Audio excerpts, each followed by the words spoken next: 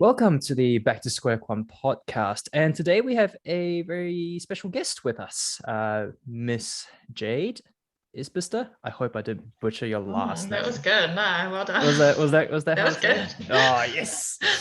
All these years of learning English, it's finally pulling through. Yeah, welcome to the show. And for those who don't know who she is the co-owner, I believe, with alongside your partner of the gym up in Kirikiri. Yep. And she's also a very competitive powerlifter when she was powerlifting. And off the record, she's about 4 weeks out from a bodybuilding show, so she's pretty depleted. But welcome to the show, and maybe just give a brief introduction to our listeners who might not be familiar with who you are. Sure. Yeah. I mean, you did a pretty good job of introducing me there. But yeah, my name's Jade. I own a gym up in like you said, up in Kirikiri, and we've been doing that for about 3 years now. It's living the dream basically. Been powerlifting for did my first comp in 2016, I think.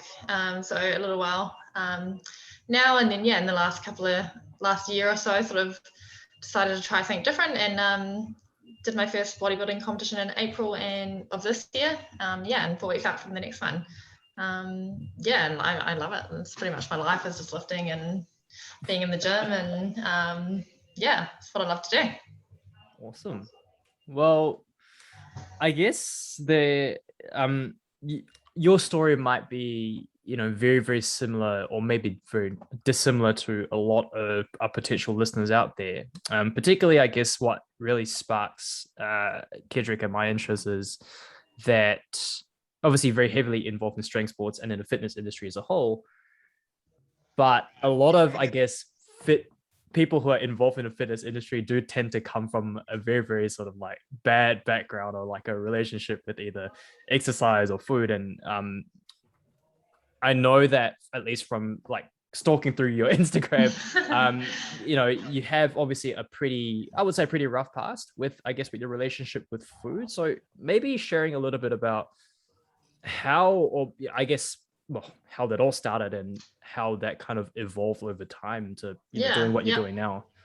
Yeah, so I guess so. Growing up, I wasn't sporty at all. I was one of those kids that was, write my own notes to get out of doing PE sports. I hated basically all physical activity, and I was never like overweight. But as I grew up, started to notice all the people around me. I felt like I was bigger than them, just normal like kid stuff going through puberty, and some other things that sort of led to eventually basically when I was probably started when I was around 14 or 15. I developed an eating disorder, so started off with anorexia, and so basically that ended up with me being in hospital for a period of time. I then developed bulimia as well.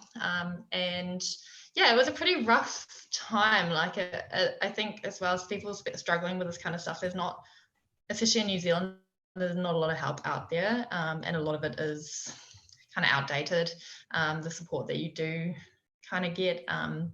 It was a really hard time, very hard for my family as well around me. They couldn't understand what was going on. They didn't know how to help me. So I was going to the gym kind of like in an unhealthy kind of way. So I was just going to the gym and I was doing lots of cardio and just doing it to burn calories and just to be skinnier basically. And then I sort of started doing a bit of like, as you do, like scrolling through social media, and I saw all these girls with muscles, and I was looking at them and I was like, wow, they look like, I love that. They look so strong and healthy, and that kind of got me started, I think, on the path to recovery. And then I started lifting weights, and I do say that getting into lifting is basically what saved me. Like I learned that to be able to grow muscle, to look like those girls, I had to eat, I had to feel my body. I had to look after myself because there was no way I was going to get to that by doing what I was doing. And there's a lady up here called Trish Muldrock. She's a powerlifter up here, and she was the first female that I saw like lifting massive weights. Like she's this tiny little like 49 kilo powerlifter, and I was just like amazed by what she was doing, and it just kind of completely switched my mindset around. You know, I switched from, for the first time ever, it was about going to the gym to perform and to be empowered by what my body could do, rather than trying to fit some aesthetic ideal. And so, yeah, really, I definitely think that getting into lifting sort of really helped me with my recovery. It helped me realize that, you know, a stronger body is not necessarily, you know, you might have to put on some weight to be stronger and feel good, and you need to fuel your body to perform. And yeah, I just fell in love with powerlifting, and yeah, now we're here. I think hopefully I didn't waffle on too much with that. No, not at all. I think that's really good. I mean, sorry you had to go through all of that at such a young age, and I'm glad that you're here to share your story with all the listeners, especially females who might potentially be going through the same thing. So I think just to start and making sure that what we are we're getting the message clear, maybe you can like define the difference between anorexia and bulimia, because I know people out there might, we hear these terms so frequent, but we don't actually know how different they are. Or some people might think, oh, cool, if you have anorexia, you can't have bulimia because they're like opposite, right? You said if someone is like skinny, they can't be like fat because it's like opposite. Or if like you're hot, you can't be cold, you know? So maybe you can share with us what the differences are, and how did like one cause the other to develop, because you said you developed anorexia first and then bulimia later. So perhaps you can share a little bit about that. Yeah, sure. So I think like everyone's different. Like some people will only, you know, won't go on to develop bulimia. But basically anorexia, I think in the like the diagnostic statistical manual, whatever, I think it is defined by being underweight. But I do think that you can have a lot of the behaviors surround like that are included in being diagnosed with anorexia, even if you are not necessarily underweight. But basically it's yes, being severely underweight. There's a lot of different symptoms: refusing to eat, being overly concerned with body image, having a distorted body image, so thinking that you're fat, or seeing someone who is fat when really you're not. And then bulimia is more when you transition into sort of like a purge. So you don't need to be underweight to have bulimia, and it is more like a purging. So that could be through exercise, it could be through laxatives, it could be vomiting. So that's the difference. It's compensating for the food that you do eat by other means as well. That's the basics. There is a lot more that goes into all of it as well. But yeah, and that sometimes for me, when I was starting to recover from anorexia and putting on weight, that's when I developed bulimia, because I think it was extremely overwhelming for me to be putting on weight. Yeah, it was, and actually eating again for the first time, it was mentally was probably one of the hardest things to deal with and accept. The recovery is extremely difficult, and for people going through it, like it's so I'm so passionate about this topic, because it's extremely difficult. It's so hard to sort of get out of that mindset. Hopefully that makes sense. Yeah, so from what I'm gathering is that the common thing between anorexia and bulimia is that, I'm also speaking in general, so I'm not pinpointing this to anyone, right? Is like both diagnoses will have some form of like distorted self-image, but how they handle that distorted self-image would differentiate between anorexia and bulimia. And anorexia is usually some form of like starvation or not eating, whereas bulimia is like eating and then like getting rid of it, right? Like like trying to heavily overcompensate from what you eat, and obviously, like you said, laxatives, vomiting, over exercising. So one is you eat and then you try to get rid of it, whereas anorexia is you don't eat at all. Is that a good representation of what? Basically, yeah.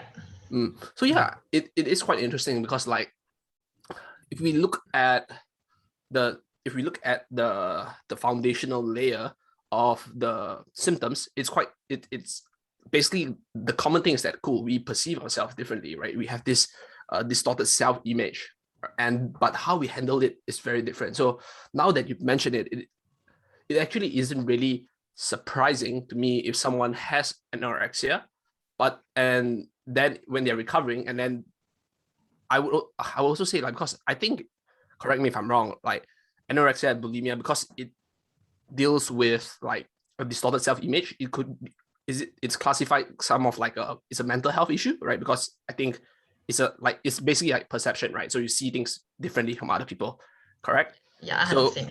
So when you don't address that, how that manifests through different stages is quite different, because like now, okay, cool, now that I'm trying to eat more, but my self-image is not getting any better, right? Then then you try to overcompensate by like vomiting or taking laxatives. Exactly.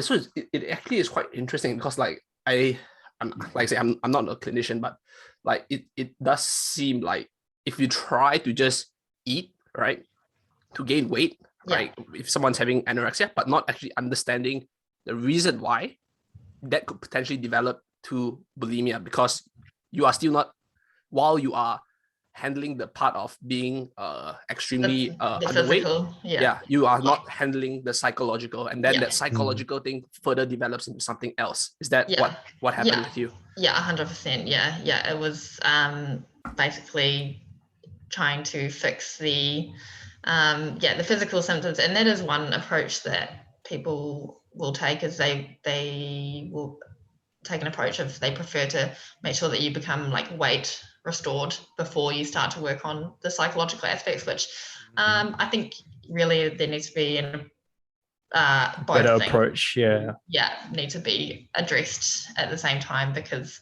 exactly like you say, you're only addressing one part of the problem, probably not even the main component, which is the psychological aspects of it. I think that the expression of the physical, whether it's through starvation or throwing up, there's a reason why those are expressed in that way, right? Exactly.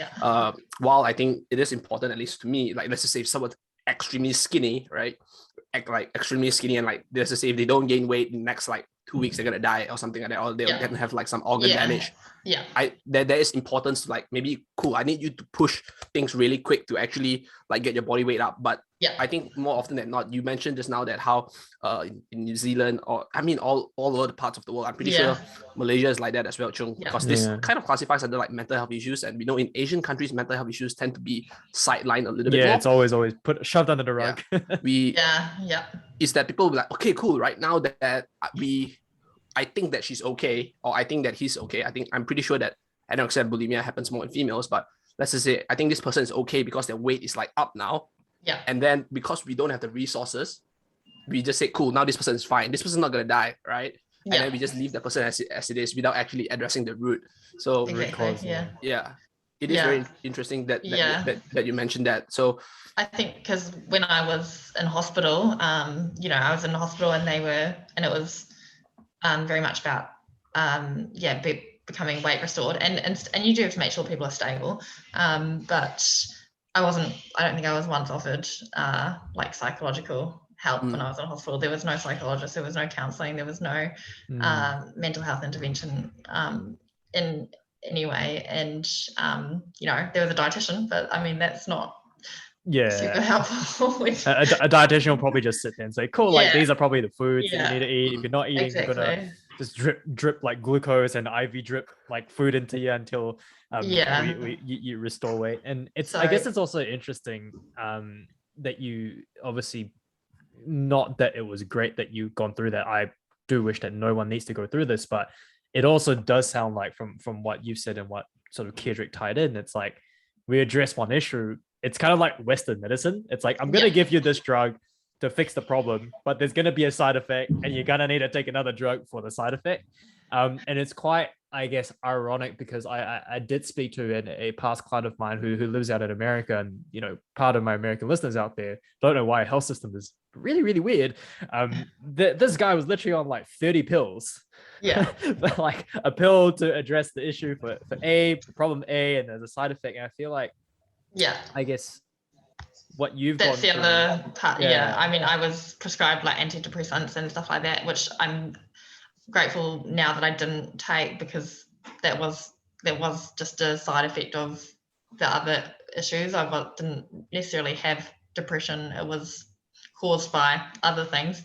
But that was like the first kind of line of response I hear, like have some of these pills, like and I know that some people absolutely 100% need medication, like the biochemistry is off, they need it, but for me that wasn't the case. And I think it's very much too fast to be prescribed as a first line of attack, when there are a lot of other I guess holistic approaches that, or lifestyle changes that you can address before medication. Yeah, I do have, I guess, I don't even know if this is an answerable question, but maybe just sort of going down that rabbit hole. Like, so you mentioned, obviously we sort of went through that episode, and you mentioned about 14 to 15, obviously very supportive community, parents and community around you to sort of get you through that time. But was there a point, I guess, where you personally sort of really realized, like, fuck, like, I'm really kind of in the shit? Because I know that some people, particularly anorexic people, what they don't, I guess, understand is like they want to get skinny, or, you know, like skinny, lean, whatever they want to call it. But then they, I guess, psychologically, or like they don't actually think like it's an issue. It's like, oh, I just want to get skinny. Like I guess that switch ever sort of like clicked in your head all of a sudden. It's like, oh shit, actually, you know what? That's actually not great. Like, this isn't great. Did that ever happen?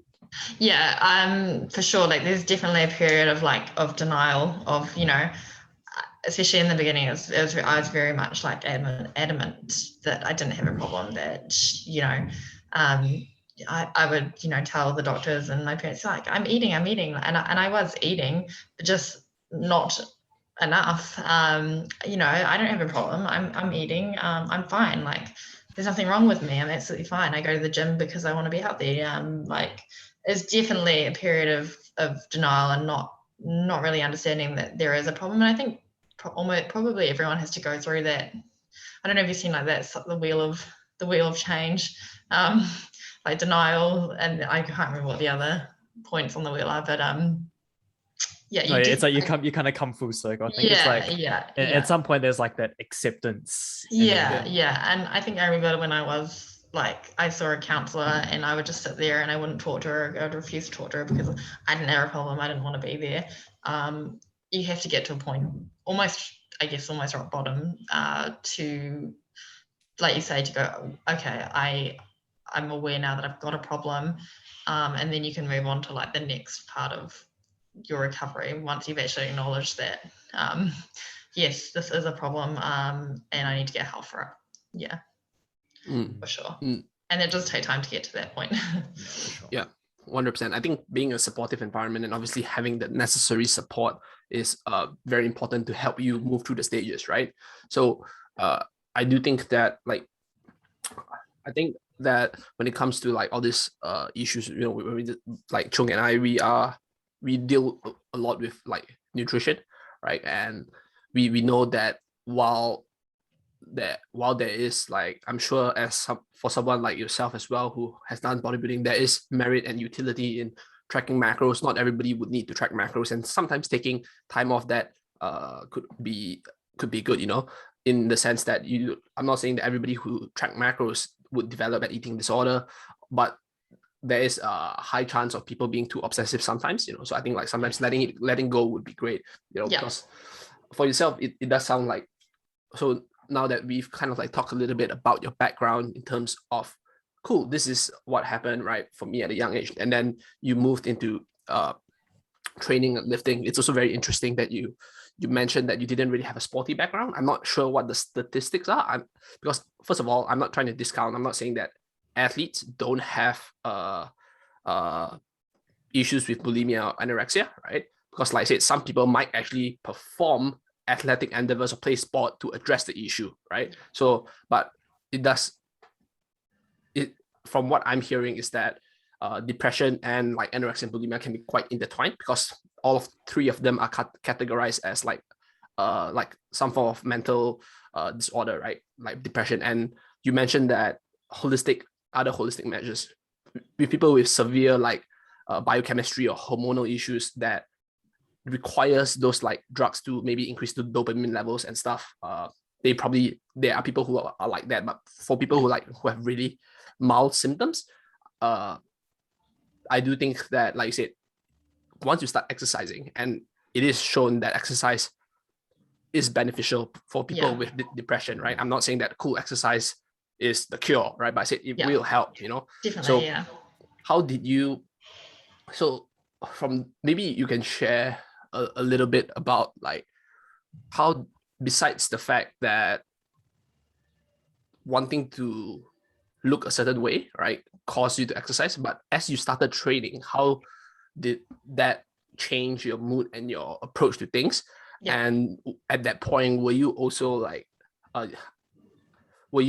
also having like additional like medication to help you with like those issues, or did you just like completely rely on exercise itself? Yes. So so I never had any medication, so I didn't take any medication, but I think it's all about what mindset you're approaching exercise. And for me, as soon as I found lifting and I saw all these girls like lifting weights and being strong, and it wasn't necessarily about the way that you looked, it was about your performance. And as soon as I started getting into that myself, it was like, this feels so good. Like I feel like empowered, I feel strong, like I'm hitting PBs in the gym, I'm fueling my body properly. And all of a sudden it was like, I didn't know that exercise, it was not about punishing myself. It wasn't about exercising to shrink myself. It was about being more, achieving more, lifting more, fueling myself. And it was just such a great feeling. Like it transferred to all areas of my life. Like I developed more confidence, more, self-esteem, everything, because of what I was achieving in the gym. And I think a lot of women, when they first get into like lifting, it's the same thing. They're like, wow, I didn't know I could do that. I didn't know, I could, squat 100 kilos. Like, wow, like that's amazing. Like, it's so empowering. It gives you so much confidence, and it just takes the focus completely off of how you look. And it's about building yourself up rather than tearing yourself down. So for me, that was like one of the biggest things that sort of turned around my relationship with exercise as well. Just being able to reframe it and look at it like thinking about what my body can do for me and looking after it so that I can continue to get PBs, to get stronger. It's just such a great feeling. Like there's nothing like it. It's and it's so good for people's mental health. Even people just struggling with low self-esteem or anything, it just builds so much confidence, because if you are consistent and you put in the work, then you will get better. And it's that reward sort of feedback that you get, when that reward loop, when you go to the gym, you put in the work and you get better. And it's just such a great feeling. It's so good, for people's mental health. Yeah, I think that's always good, right? Especially I think in this day and age, and at least over the last 5 to 6 years, I think lifting weights more so than anything, for more so than anyone, like for females in general, seems to be a really, really good outlet. I think, back in the day, we're talking like, like Arnold and Flex Wheeler, or even those kind of people. Like it's always like males. Like it's a male predominant hobby. Like I wouldn't even call, like, I powerlift, and I know, like, Jade, you obviously do bodybuilding, Kendrick, you powerlift as well, and you obviously play volleyball. But I feel like lifting, for a lot of people, I think I kind of want to stress this, is like it needs to be a hobby, unless you get to a point where, like, okay, like, I'm actually going to make a living out of it, which, let's be honest, if we are genetically not gifted, which I'd say 99% of us aren't, it has to be a hobby. I think for a lot of females, the I guess the shift from what used to be big strong men becomes like, oh, actually, you know what, this is a cool thing. I'll go into the gym twice a week, even, like, and like just lift heavy stuff, and it feels good. I think the industry shift over the last couple of years, and sort of like the pre-framing of lifting weights, it's like, ladies, look, like, it's not just about trying to get big, which obviously is a good product. But by the way, like, it's very hard for you ladies to get big. Like, trust me, like, Jay can probably attest to this. Yeah, definitely. I mean, it's still, I think there is definitely a positive shift towards more women getting into, strength sports and stuff like that. But especially like running the gym, like, and dealing with a lot of general population clients, like, there is still very much like this myth that we, like, it's almost on a weekly basis, I'll hear someone say that they don't want to get like bulky, like, I don't want to get, like, oh, I don't want to squat because I don't want to get massive legs. I'm like, like, that's definitely not going to happen. Like, I've been trying so hard. But there is definitely still that perception that females are lifting weights, so they're going to look like some, like, roided up, like, female bodybuilder. I think that's still kind of what people think. But I'm glad to see that there is definitely more of a shift now towards more females lifting weights and enjoying the benefits of that as well. Yeah, it is interesting because, like, I think that there is value in exercise itself, regardless of the results, especially for females. I use, like, my mom is an example. So my mom only started, like, lifting weights, like, in the past 2 years, and she turned 61, like, next month, and it is pretty crazy because, like, traditionally, like, parents, especially like Asian parents, they are quite hesitant to, like, lifting weights, like, even, like, when I was growing up, like, when I started lifting weights, my parents were like, oh, like, you don't have to do this, you stunt your growth, all the myths, like, throw out there. And then my mom started lifting weights, and then she started complaining to me, and like, oh, like, I feel a bit pain here, why is the pain not going away? Then I asked her, how often are you training? I was like, oh, 5 to 6 days a week. I'm like, dude, you're training more than me now. I'm like, and I said, like, maybe think about, like, backing off a bit, think about having rest. And then it does show that, starting may be hard, but, like, once you actually feel like you're getting stronger, you actually enjoy it. You come to the point where my mom, like, who absolutely didn't, like, do any weightlifting at all and was kind of, like, against it, started training, like, 6 days a week more than me, to the point where I have to ask her to stop. It used to be, she'd be like, oh, don't go to the gym, stay at home and study. Obviously now I have to say, oh, stop going to the gym, right? So don't get corona in Malaysia. Yeah.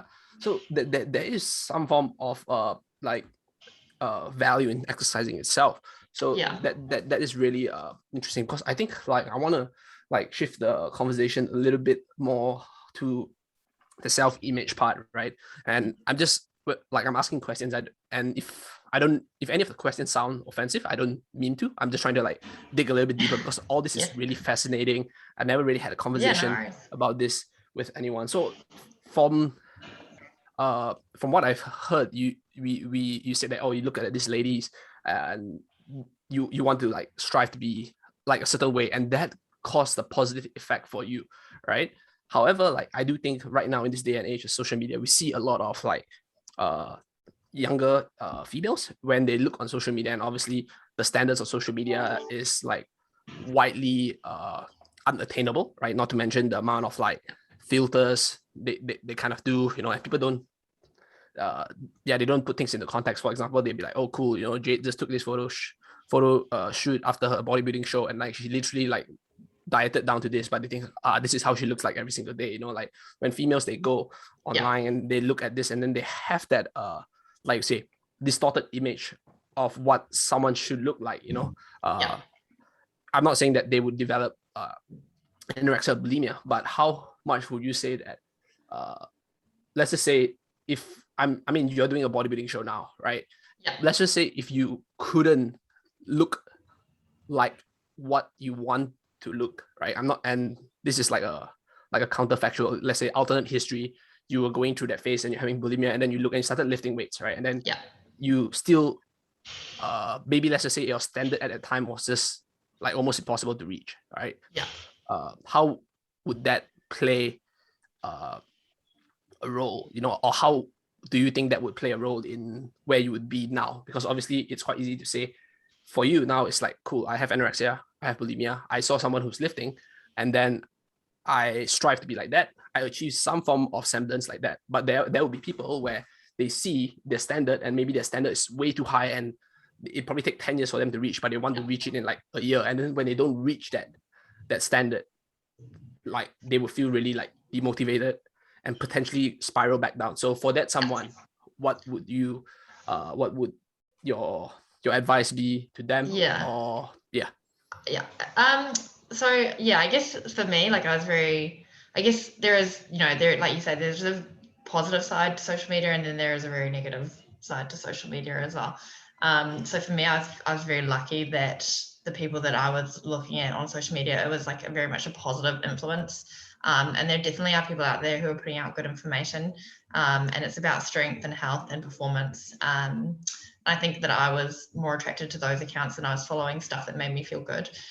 So you just have to be very careful, because I can definitely see how there are a lot of accounts where people are like you say, posting images of themselves, and they look like they're stage lean all year round. And that's definitely something I want to promote, like on my account, is making sure that people know that this is not a sustainable way to live year round, that we don't look like this year round, that it's normal and healthy to have body fat.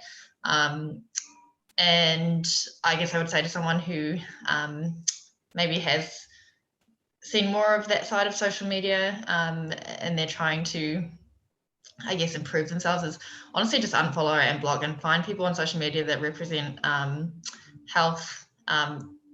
It's hard to know really who sometimes who is putting out good information and who's not, but anything that doesn't make you feel good, if you're comparing yourself to someone and it's making you feel worse, not inspired or excited or motivated, if it's just making you feel terrible about yourself because you feel like you're so far away from that, then that's definitely probably someone that you shouldn't be following. You're in control of your feeds, you're in control of what you choose to engage with on social media. So that would probably be my biggest advice, I guess, is to find accounts that are, there's definitely a big movement like body positivity, and there are a lot of like really cool accounts like showing normal healthy bodies as well, but you do have to go out of your way to look for that.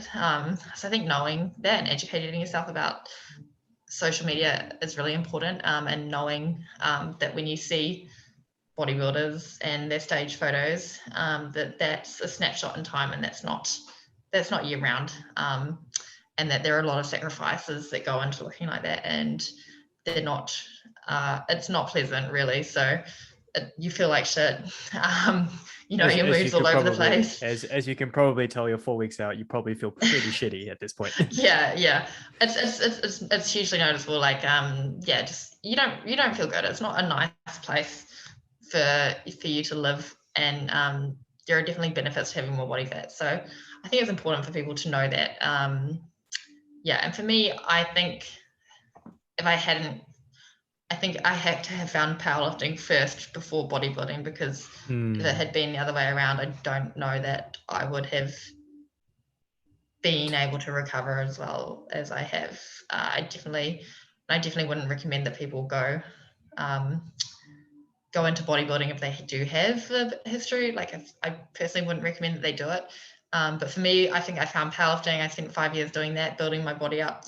Got to a really good place, and transitioning into bodybuilding was more about, I just want to see what I've built. Like, I've been working really hard for this. It'd be really cool to see what's actually underneath. Yeah. And it was just a really positive like transition for me. But I do think that if it had been the other way around, then perhaps it might have been different. So yeah.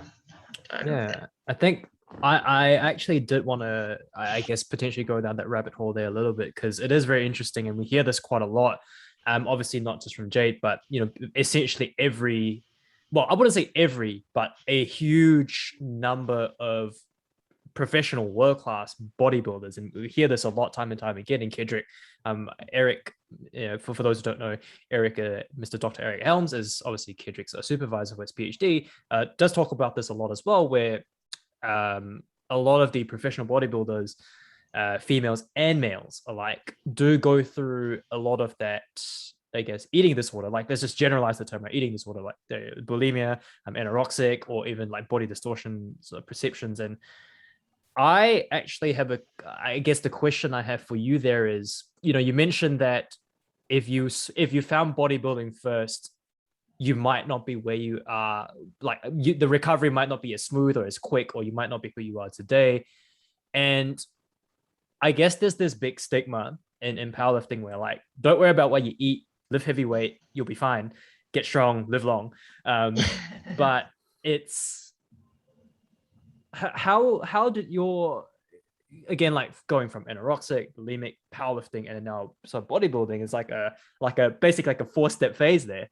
Yeah. How did your relationship with food change, particularly when you mentioned you saw Trish Murdoch lift, you're like, holy shit, I want to get strong.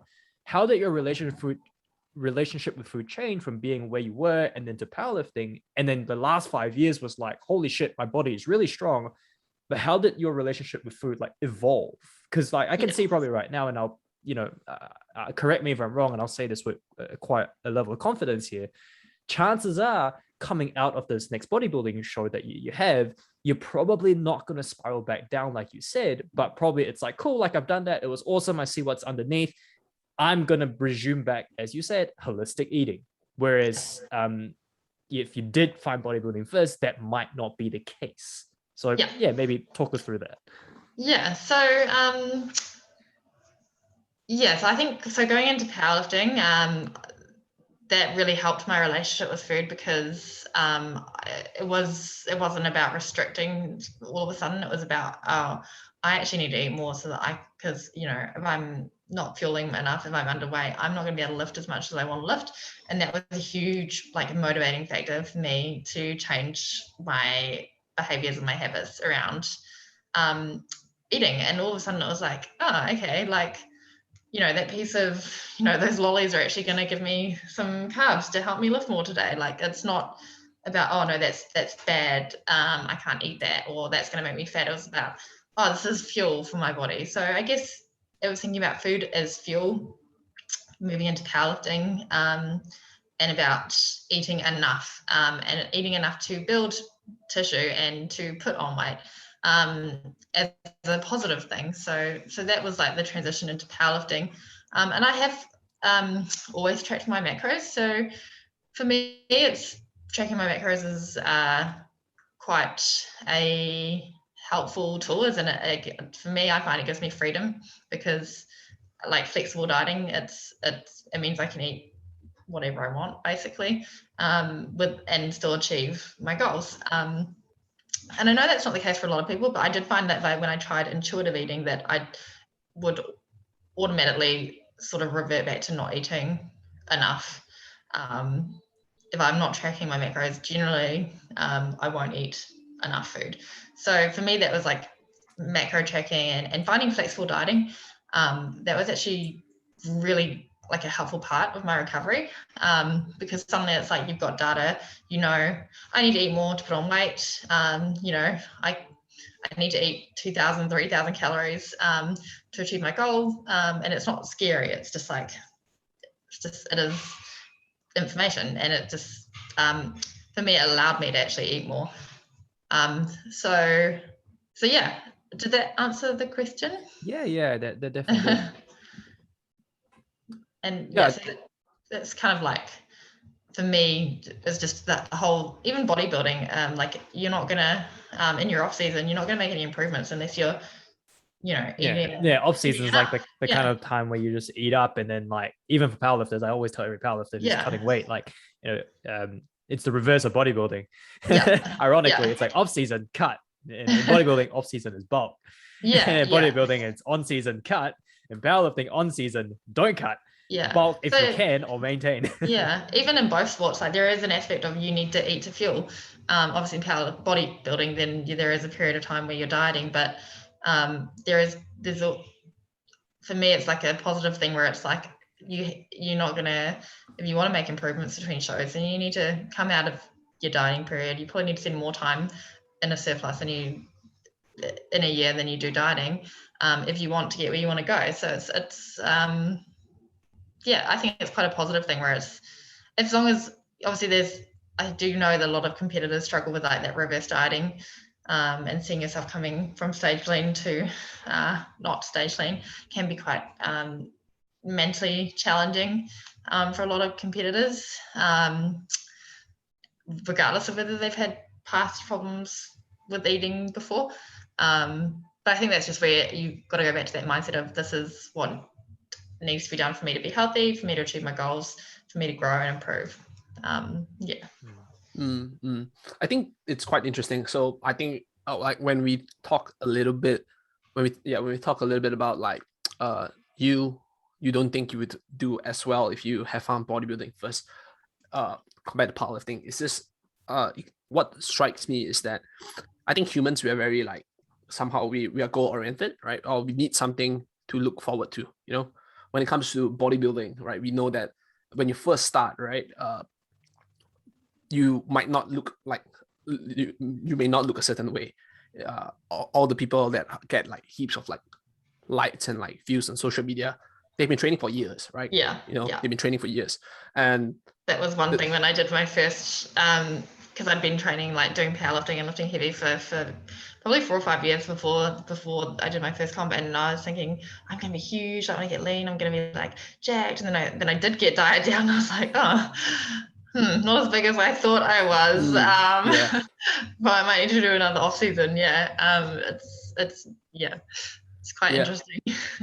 It's also interesting because like for most of my clients, nutrition clients that I coach, a lot of them, they want to lose weight. All right, so most of them come to me when I want to lose weight, and I find that losing weight isn't as difficult in terms of goal setting, because based on the current like literature, right, the scientific literature, you said you can lose 0.5 to 1.5% of your body weight per week, right, depending on how much weight you have to lose. Whereas for muscle gain, it's 0.5 to 1.5% per month, right? And it basically means that you can lose weight. Not lose weight, but you can see change, right? When you lose weight 4 times faster than when you're trying to gain muscle, Yeah, for sure. Right? So, and when you lose weight, I know scale weight is not everything, because like I said, being aware of what the scale weight means matters as well. But let's just say if you actually lose body tissue, you can see it on the scale quite quickly. Whereas if you're trying to gain, you don't really see it as quickly, So I think when it comes to like say bodybuilding, is that we don't really have a goal. You don't really have a short-term goal, right? So if you were to stumble upon bodybuilding first instead of powerlifting, it might not be as helpful for you, because you'll be consistently like focusing on like you would try to create like short-term goals for yourself. I think people like that, like, cool, what am I doing? Am I eating right? So that would probably cause you to have like more eating issues. Whereas for powerlifting, especially when you start, you'd be like, man, I feel so strong because I'm like really milking all the newbie gains, 5 kilos every session, putting 5 kilos on the bar. I feel great, So that goal of focusing on, I mean, I'm not saying lifting more weight is strong, but just feel like that sense of empowerment, right? Focusing on that self rather than whether it's weight on the bar, whether it's muscle gain or fat loss, all those are kind of like external, but focusing on yourself, right? All that sense of achievement is essentially what help you through, because like I said, anorexia and bulimia is like a distorted image of self, right? Which means that you need to get a good picture of yourself to help you get through that, right? So whereas like I said, bodybuilding, because it's so slow, right, it may actually distort that picture of yourself worse, because you feel like I'm not doing well because it's just but it's just not, it's not your fault. It's the nature of the sport, you know, right? Yeah. Just because someone like you're comparing something long term to something short term. So I think from what I'm hearing is that you kind of have to anchor your achievement on something more than the external results, whether that's how you look or the weight on the bar, because you said you felt strong, right? Yeah.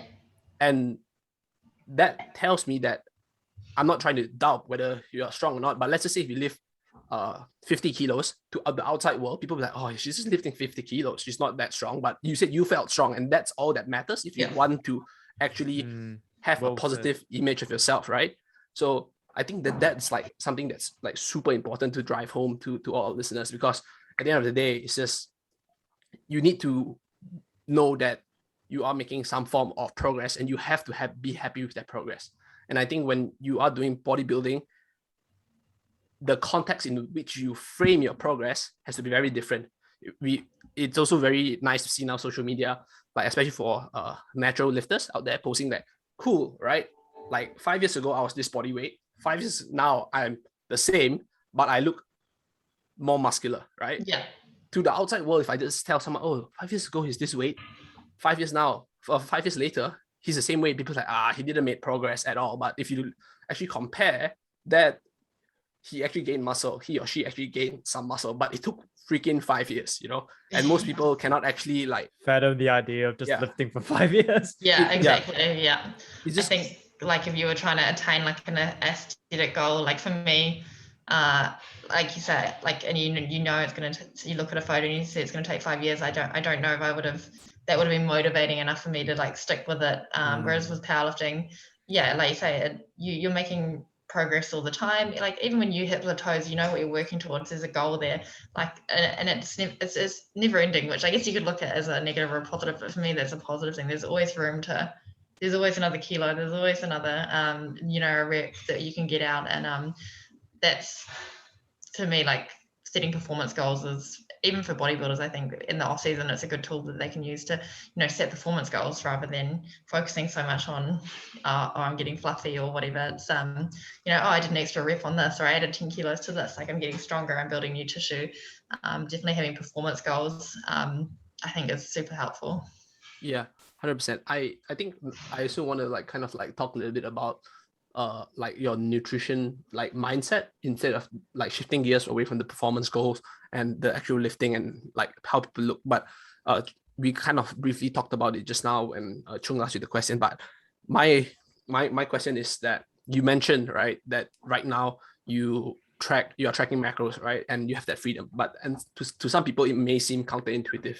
But I like to use this analogy. For example, let's just say if there's like a park, right, and the park doesn't have like fence or like a boundary, right? Parents might potentially think, okay, this is like not safe. I'm not going to let my child go out there because they might run like everywhere and then they get lost, or because there's no like gates. But when there's a gate, the parents will be like, okay, cool, now there's a gate, I can let my child run, you know? So even though one situation may seem more free, right, without any boundaries, but the child will not be able to run, you know? But whereas if you put some boundaries, they can run within that boundary. So it sounds like that to me when you say, cool, right? Tracking macros give me that sense of freedom. But now I also want to kind of like talk about not just tracking macros per se, but more about what happens, or your awareness when it comes to tracking macros, because you said you can eat anything you want. And I'm pretty sure that you don't eat K-fry or Macca's every day, even though you can eat whatever you want. It could probably fit. Yeah, it could fit, but you would feel like crap, you know? Like I usually tell my clients, I said like, yeah, tracking macros would let you eat whatever you want, but what you eat would make you feel, it would decide whether you feel great or not, you know? So how do you balance that sense of tracking macros, eating whatever you want, and also the awareness of food that you put into your body? Because I think that when it comes to eating, like I said, creating that awareness can also be some form of progress, because you talk about like intuitive eating being hard. And I think that if we say intuitive eating really loosely, everybody that has not been on a diet has been doing intuitive Intuitively eating eating. because I'm eating intuitively, and sometimes my intuitive eating causes me to gain weight, you know. So how did you create that awareness? I think that tracking macros allows for the creation of awareness towards food. And so how do you balance, like, cool, am I just mindlessly eating or am I creating awareness? And I know that when it comes to in season, sometimes for like bodybuilding prep,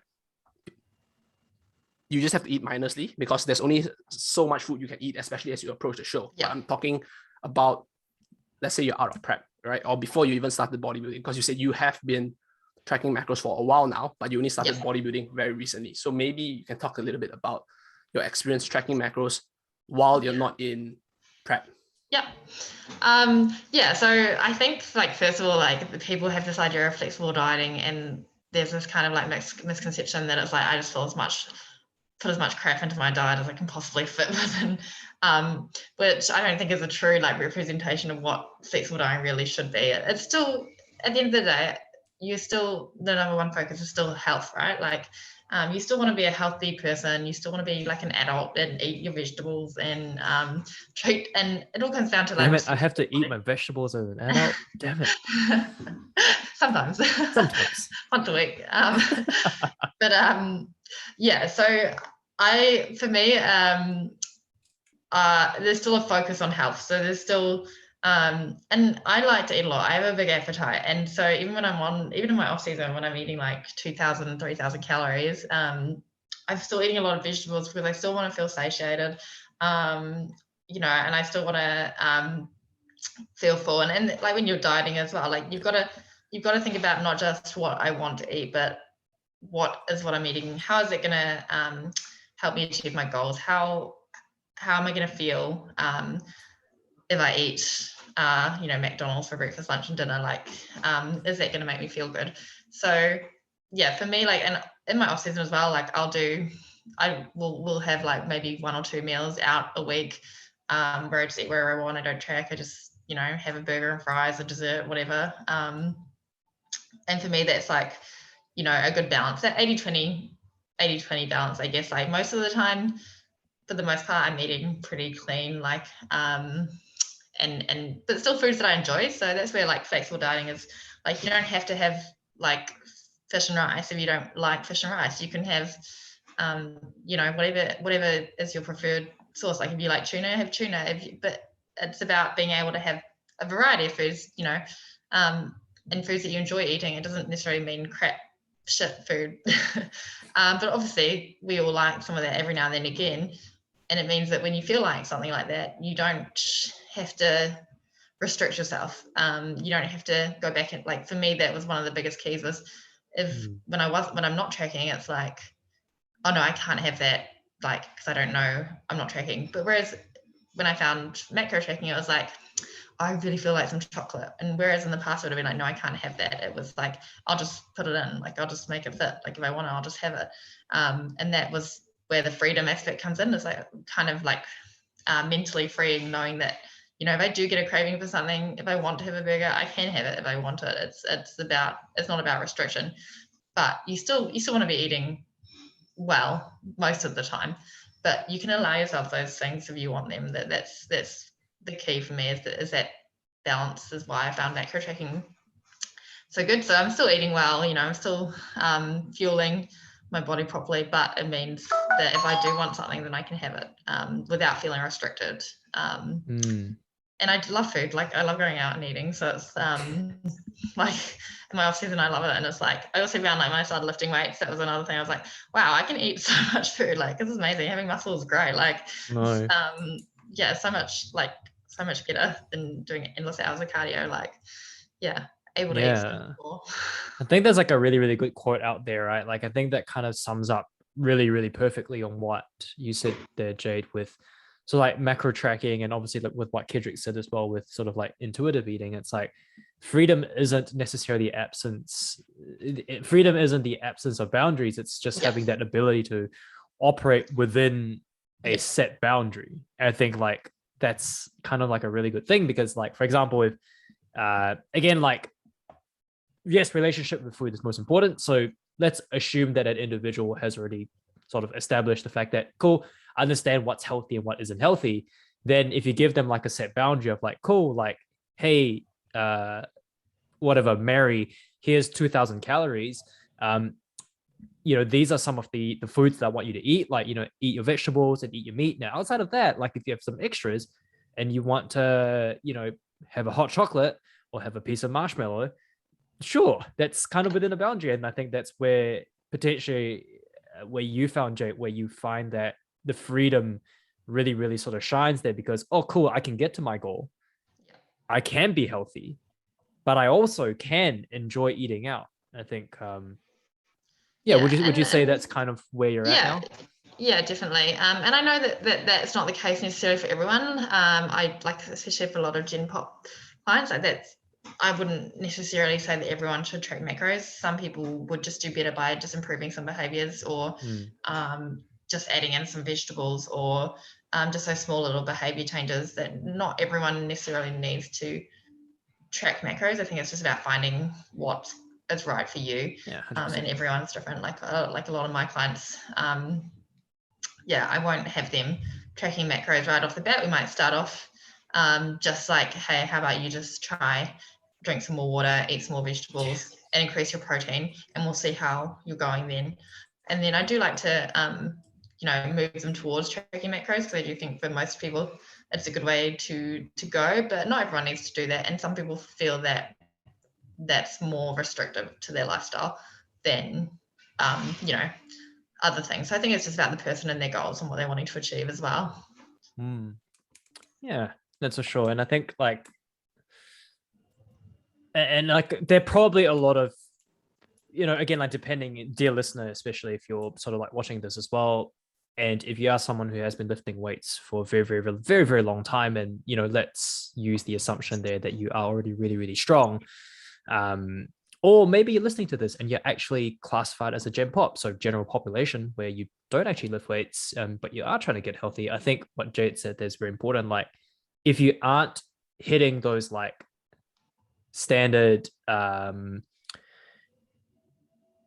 what do we call it? Health practices, like your 3 to 5 a day veg, your 2 to 3 liters of water a day. Are you getting nail the basics first? Are you getting enough sunlight? Especially for Auckland right now, everyone's cropped in, and I'm like, dude, just go for a bloody walk. Like if you're not hitting that, then probably tracking macros is sort of like a bit step too far.